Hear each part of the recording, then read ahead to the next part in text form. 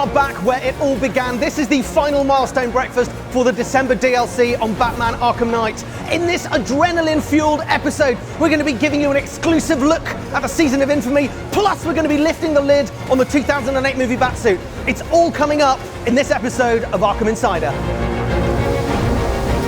It's been an incredible journey, lots of hard work, a great game, an amazing team, and a lot of breakfast. 22,000 pieces of bacon later, and we're done. You wanted to see the season of Infamy, and that is what we're going to show you right now. I'm joined by Johnny Armstrong, designer on the Shadow War section of Season of Infamy, plus James Catterson, environment artist. James, let's go and catch some ninjas. So you're calling up a brand new separate mission wheel by pressing R1. What was that inspired by? Yeah, well, we wanted to keep all the DLC in a fashion where the player would be used to that, but keeping them separate as well, so you knew which was the new content. Awesome. So we've got the Shadow War icon up in the right-hand corner there. James, let's select that, and let's get going. We've got another little surprise for you as well. That's right, it is the Batman Arkham Asylum Batmobile, drivable as part of the December DLC drop, and isn't she a beaut? The last time we saw this car, it was crashing into Bane in one of the most iconic moments from Batman Arkham Asylum. It is great to have it back. Johnny, do you want to give us some background on the Shadow War? The basis for the story is that two ninjas have been spotted fighting at the top of this location, and Batman has to go and investigate and see what's going on. Awesome, well let's see if James can find this location where these ninjas have been fighting. Well, this looks like the crime scene. So we're going to jump ahead now because we don't want to spoil any of the detective action for you. Let's use the magic of TV to jump forward in time. So Johnny is in control now. We have found the location and it is the Elliott Memorial Hospital. James, you designed a lot of the interiors here. Why don't you tell us what inspired you? So it's a classic grand old hospital that's been upgraded and retrofitted over the decades. So it gives this really kind of mismatched architectural style. We pushed this a lot further when you get into the lower levels of the basement area, so it got quite creepy gothic hallways. We actually looked back to Arkham Asylum for those, so we've got these tall ceilings, lots of pipes running across, really creepy. And Johnny's doing the long, slow walk of justice here, and the ninjas have noticed him. Johnny, let's see what you got! Johnny, tell us what it was like to work with Ra's al Ghul again. I mean, to be able to work with such a strong and well-known brand character and be able to revisit these old enemies such as the ninjas and introduce new moves is just a real privilege. Awesome, well we've seen a little taste of the Fury attack there, and here it comes again. So this is a new move that's been added in for this DLC. Oh, that's nice, there's the Enviro takedown. One guy left. Ninja versus Batman, there's only one winner. Oh, there is only one winner. And there it is, that is the sweet, sweet taste of victory against ninjas in the Shadow War portion of the Season of Infamy DLC here on Arkham Insider. The League of Assassins are not the only threat that Batman is going to be taking on. We sat down with some of Rocksteady's biggest brainiums to get the full story on all of the supervillains who are going to be crash landing into Gotham City in this, the Season of Infamy. Oh, frabjous day, Kalukale. The Batman's here.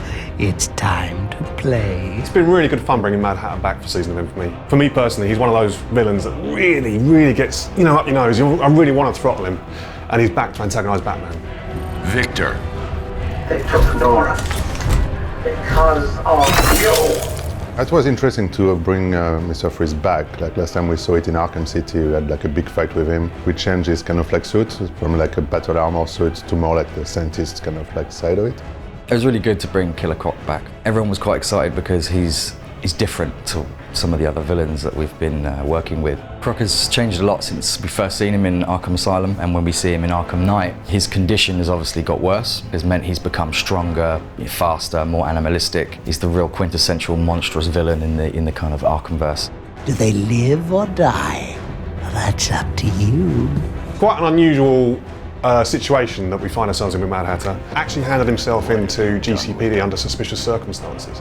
So Batman's mission is to go back and interrogate him. Don't make me put that to the test. The story for Killer Croc is there's an airship that crash lands and it gets set up that you have to go and investigate this area. Like the first thing we kind of like bang our head on is just like, what can we do in the city itself for each different villain to kind of like make something fresh and new.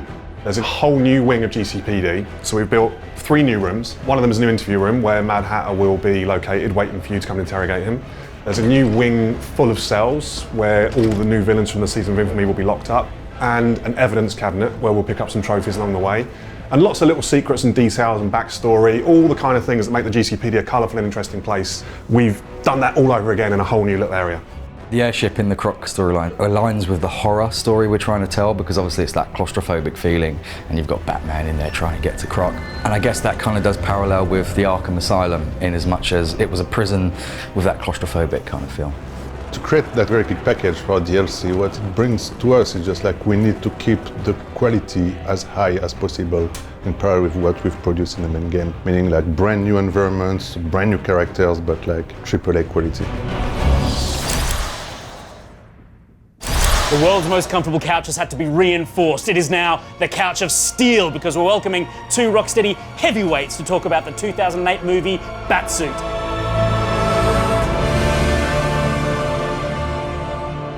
Game director Sefton Hill and lead character artist Albert the King. Sefton, this Batsuit was not in the original plan, was it? How is it that we're even looking at it today?